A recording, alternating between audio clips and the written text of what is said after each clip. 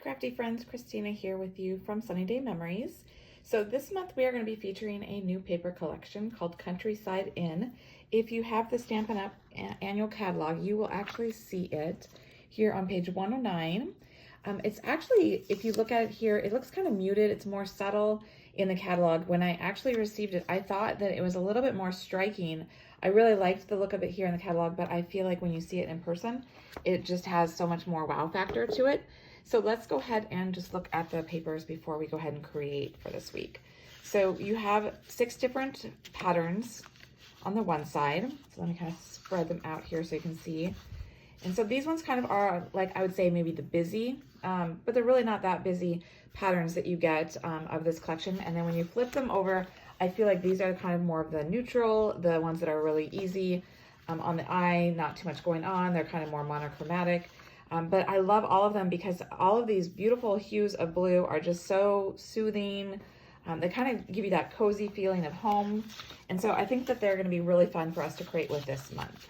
So let's go ahead and get started.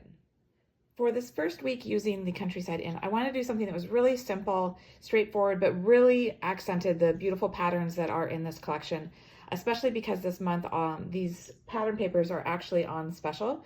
You can save 15% on them. And so I thought, what a wonderful way to really be able to emphasize how many great patterns there are in this collection. And so I actually used 5 of the 6, the ones that I kind of called neutral, they're kind of more monochromatic. You could also use, if you wanted to use the back side of them, you could use these and have it be a little bit more striking. In fact, I may create another one and just have that comparison, just showing these other patterns with it. So let's go ahead and start creating this card.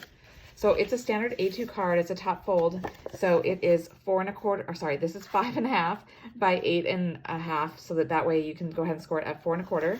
So that way you have a 4 1/4 by 5 1/2 card here. And then you could just go ahead and start with your strips and glue them onto your card base as it appears I've done here. But this is the trick I'm going to show you. This is something that I tend to do, it helps me know that I'm getting it all straight and working out. So I take an extra piece of the basic white and I get it to the size that I need it to be for all the strips that I'm going to be working on. And so this one actually measures 5 inches by 3 3/4. And so in order to maximize the patterns that I'm going to be adding onto here, I did them as 1-inch strips. So they are 1 inch by that 3 3/4. And so I have 5 different ones. So that way that goes the length of that 5 inches. And then you just want to kind of determine what order you want to put them on. And so when I was looking at the patterns, I kind of wanted to mix up how it was going. So if you notice, 3 of them have a very strong presence of that Night of Navy. And so that's kind of why I alternated it. And for the most part, all of them there's not a direction to them, but you notice that I flipped this one over because it is kind of like flowers. And so they are directional, and so I want to make sure I do have that upright. Although, to be honest, the recipient probably would not notice that at all.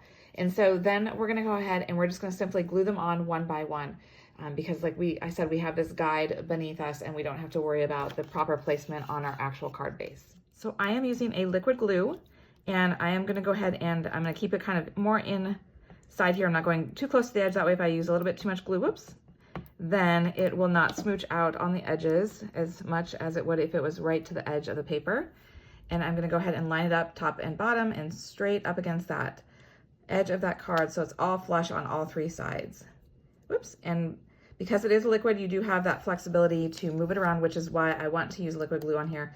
I want to make sure that I am getting it placed just right so I can slide it over and get it where I want it. So I'm going to continue doing that all the way across. Got my final strip here that I'm going to go ahead and put down. And so you may find, just because of human error, that it may be a little off, in which case you could just trim up the edges. So I'm just letting you know in case yours is a little off, you don't panic. That can happen. Mine looks pretty good. I do have a little bit of white showing here, but I'm not too worried about that because I'm going to actually be putting it down on that white card base. And so, whoops, as I slide it all around here. But like my first one here for my sample, I did have a little bit more white than I wanted, so I did trim that off. But otherwise, you don't have to worry too much because, like I said, it's going on a white base here. So we're just going to go ahead and glue that down in the center of the white card base. I've got my glue on the back here, and I'm going to go ahead and just eyeball it. If you wanted to be more precise, you could make little marks where you want to go ahead and glue it down using a pencil. but I'm okay just going ahead and eyeballing it. And then you can go ahead, if it helps you, you can flip it over so you can give more pressure from behind to make sure that that makes good contact. And then we're gonna go ahead and do our stamping. So I am using the Labeled with Love set. I love this little border, and then we've got the Just For You sentiment, and then it comes as a bundle. You can choose to get the punch, as I've done, or you can get the dies, and the dies you'll get 3 of this shape so that you could cut out multiple at once.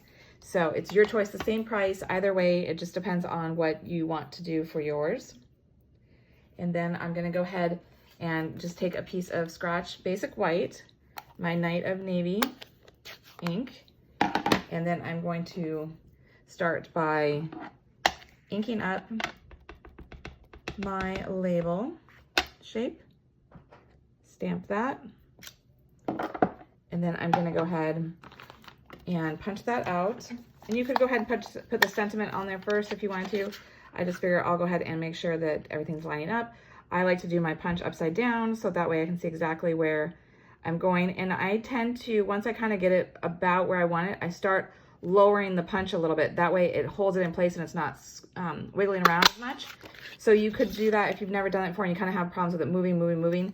If you just start to kind of lower, pushing it down, give that tension to it, then it'll start holding it in place more, and then you can move it a little bit more, but it's not going to wiggle as much because there's that pressure holding it together, but not completely together, if that makes sense, hopefully.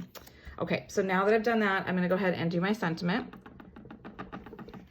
And I'm going to just center that right on here, the Just For You. And then I wanted to have this raised up, and so I am going to use some of our Stampin' Dimensionals. And I'm just going to put 2 on the back here. Again, we're keeping this all very simple. I could add some more layering if I wanted to, but I just want it to be pretty simple so that the star of the show is getting to see all these patterns here.